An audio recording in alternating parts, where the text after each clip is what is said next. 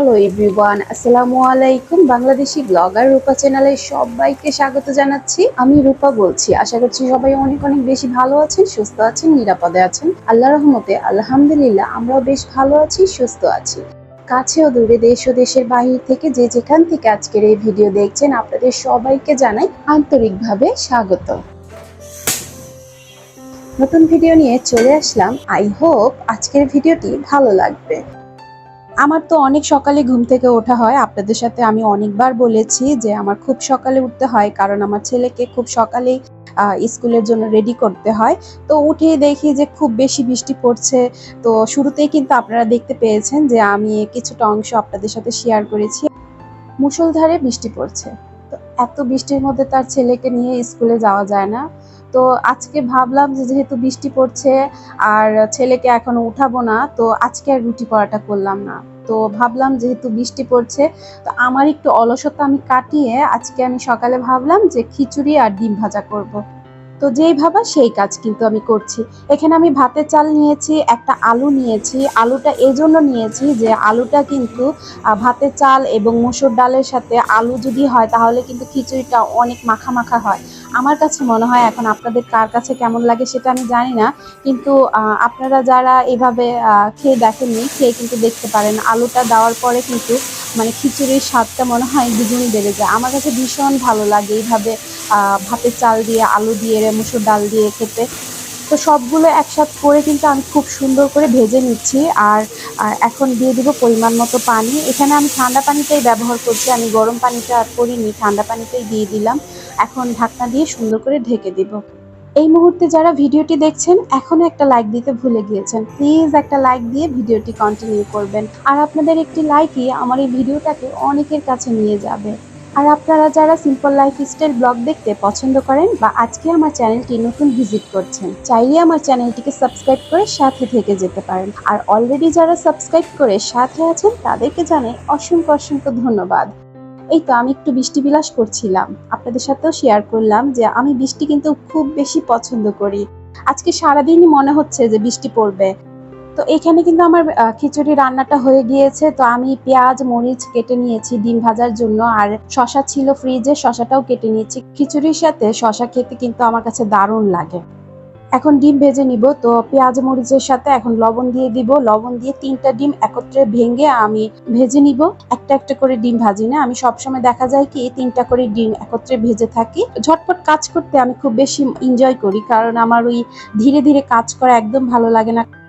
আমি গত ভিডিও যে দিয়েছিলাম কিচেন ক্যাবিনেটের, আমি অনেক বেশি ভালোবাসা আপনাদের কাছ থেকে পেয়েছি। এত এত আপনাদের সুন্দর সুন্দর কমেন্ট আমি পেয়েছি। আপনারা কিচেন ক্যাবিনেটের দাম সম্পর্কে জানতে চেয়েছেন, ক্যাবিনেটের হাইট কত, কয় ফিটের, সেগুলো জানতে চেয়েছেন। আমি সবকিছু আজকের এই ভিডিওতে বলে দিব। আপনারা প্লিজ স্কিপ না করে ফুল ভিডিও দেখতে থাকেন। আপনাদের সবার কমেন্টের রিপ্লাই আজকে আমি দিয়ে দিব। তো এখানে আমি ডিমটা ভেজে নিচ্ছি। তো আমাদের নাস্তা করা হয়ে গিয়েছে। তো আমি প্লেট বাটি সবকিছু কিন্তু ধুয়ে রেখে আসছি, আর বিছানাও কিন্তু গুছিয়ে নিয়েছি। সেগুলো আর আপনাদের সাথে শেয়ার করা হলো না। তো যাই হোক, এখানে হচ্ছে আমি যে গত ভিডিও দিয়েছিলাম, বলেছিলাম যে কৃষি মার্কেট থেকে আমি পর্দা কিনেছি। আমার এই যে পর্দাগুলো নিয়ে আসছি সেগুলো আপনাদের সাথে শেয়ার করছি। আমি খুব বেশি দামি কোনো কিছু কিনি না, আমি সবসময় কম দামের মধ্যে আমার ঘরটাকে সাজিয়ে থাকি। যাই হোক, এখন হচ্ছে গিয়ে আমার একজন প্রিয় আপুর কমেন্ট আমি পড়ে নেই। আপু হয়তো বা অনেক বেশি কষ্ট পেয়ে আমাকে একটা কমেন্ট করেছে, আমি আপনাদেরকে শোনাই পড়ে যে আপু কি কমেন্ট করেছে। আফরোজা চৌধুরী আইডি থেকে কমেন্ট করেছে, আলহামদুলিল্লাহ, ভালোবাসা দিয়ে ভিডিও অন করি, ফুল ওয়াচ করি, তারপর ছোট্ট করে কমেন্ট করি আলহামদুলিল্লাহ, কিন্তু কেউ আমার কমেন্ট পড়ে শোনায় না। বুঝি না আলহামদুলিল্লাহ এতটাই কি অসুন্দর শব্দ? আপু, আলহামদুলিল্লাহ শব্দটা একদমই অসুন্দর শব্দ না, পৃথিবীর সবচেয়ে সুন্দর এই শব্দটা আমার কাছে মনে হয়। কারণ আমরা মহান আল্লাহ পাকের কাছে সবসময় কিন্তু আলহামদুলিল্লাহ বা ভালো কোনো কিছু শুনলে বা দেখলে সেটা কিন্তু আমরা আলহামদুলিল্লাহ বা মাশাল্লাহ বলে থাকি। তো আলহামদুলিল্লাহ শব্দটা আমার কাছে ভীষণ মানে সুন্দর এবং পবিত্র একটা শব্দ, সেটা অবশ্যই অসুন্দর শব্দ না। তো এর মধ্যে হয়তো বা আপু মিস হয়ে গিয়েছিল আপনার নামটা নেওয়া, কিন্তু আজকে কিন্তু দেখেন আমি কিন্তু আপনার নামটা নিয়েছি। আপু আপনার মনে আর কোনো কষ্ট থাকার কথা নয়। আর যদি ভুল হয়ে থাকে আপু ক্ষমা দৃষ্টি সুন্দর চোখে দেখবেন। আমি কিন্তু আপনার নাম নিয়েছি এবং আমি চাই সব সময় আপনি আমার ভিডিও দেখেন এবং সুন্দর করে সে সুন্দর একটা পবিত্র শব্দ যেটা আলহামদুলিল্লাহ সেটাই আপনি কমেন্ট করেন। আর আপনি এই দেখতে চেয়েছিলেন যে আমার পর্দাগুলো কেমন হয়েছে, তো এই যে আপু আমি কিন্তু এই যে আপনার রিকোয়েস্টের সেটাই কিন্তু এই যে দেখিয়ে দিচ্ছি। তো কেমন হয়েছে আপনি কিন্তু আপু অবশ্যই কমেন্ট করে জানাবেন। আর আমি খুব বেশি দামি কোনো কিছুই কিনি না। আমি সবসময় বলি আমার স্বাদ এবং সাধ্যের মধ্যে আমি সবসময় আমার ঘরের জিনিস কিনে থাকি, কারণ আমার অনেক বাজেট কম। আমি কখনোই ভিডিওর মধ্যে ইমোশনাল কোনো কথা বলি না, কারণ আমি এখানে ইমোশনাল কথা বলে কোনো কিছুই হবে না। আল্লাহ পাক যাকে যতটুক দিয়েছে তার কিন্তু ততটুক নিয়ে সন্তুষ্ট থাকা দরকার। তো সেই হিসাব করেই কিন্তু আমি সবসময় আল্লাহ পাকের কাছে সবসময় সন্তুষ্ট প্রকাশ করি। আল্লাহকে বলি যে আল্লাহ আপনি আমাকে যা দিয়েছেন আলহামদুলিল্লাহ আপনি অনেক দিয়েছেন। তো যার যেটা আছে সেটা নিয়ে সন্তুষ্ট থাকা দরকার, আমিও তাই মনে করি। আর এই যে আমার ড্রয়িং রুম ডাইনিং রুমটা কিন্তু আমি আপনাদের সাথে শেয়ার করলাম আমি কিভাবে আমার আমার ডাইনিং এবং ড্রয়িং রুমটাকে আমি কিভাবে সুন্দর করে গুছিয়ে পরিপাটি করে রাখি। এই যে ছোট্ট ছোট্ট দুইটা রুম, সেই দুইটা রুমকেই আমি আমার মনের মতো করে গুছিয়ে রাখার চেষ্টা করি। বাইরে এখনো বৃষ্টি হচ্ছে, আজকে একটু অন্ধকার অন্ধকারই হয়ে আছে। আর এমনি তো দেখা যায় যে আমার বাসাটা একটু অন্ধকারই, ওই যে থাই গ্লাস, কালো থাই গ্লাসের জন্য রোদের আলোটা একদমই আসে না। কি বলেন তো, ভাড়া বাসায় থাকতে গেলে পুরো পাঁচটা কিন্তু পাওয়া যায় না।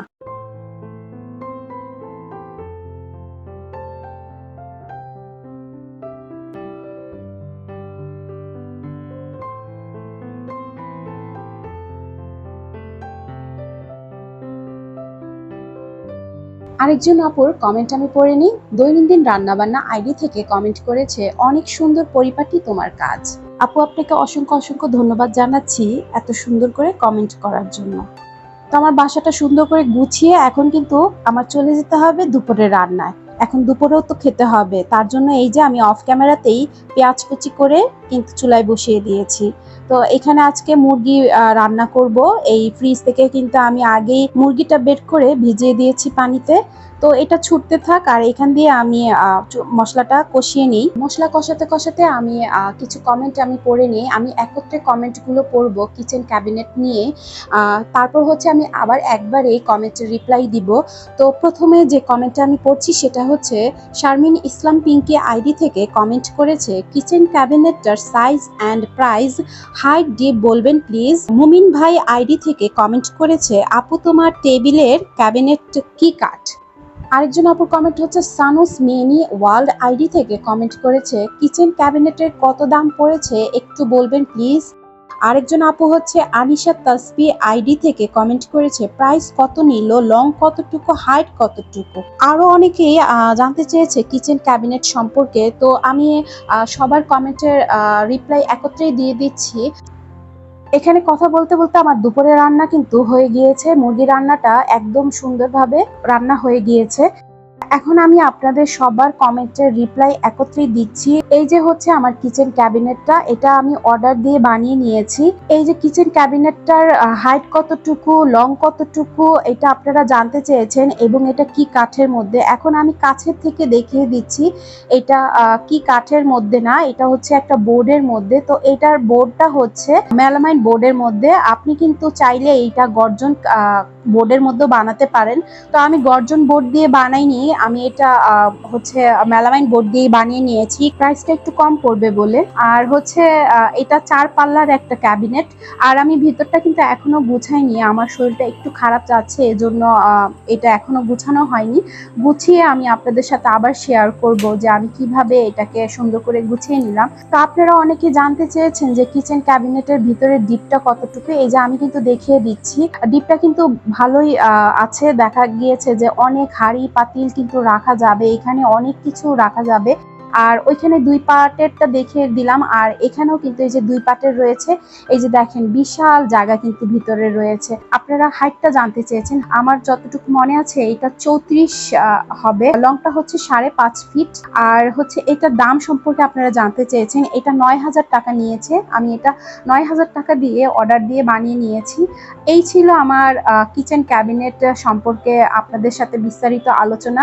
তো আশা করছি আপনাদের কাছে আমার আজকের এই ভিডিও ভালো লেগেছে। আমি আজকে এখান থেকেই বিদায় নিচ্ছি, আপনাদের সকলের সুস্থতা কামনা করে। আপনারা সকলেই ভালো থাকবেন। আল্লাহ হাফেজ, আসসালামু আলাইকুম।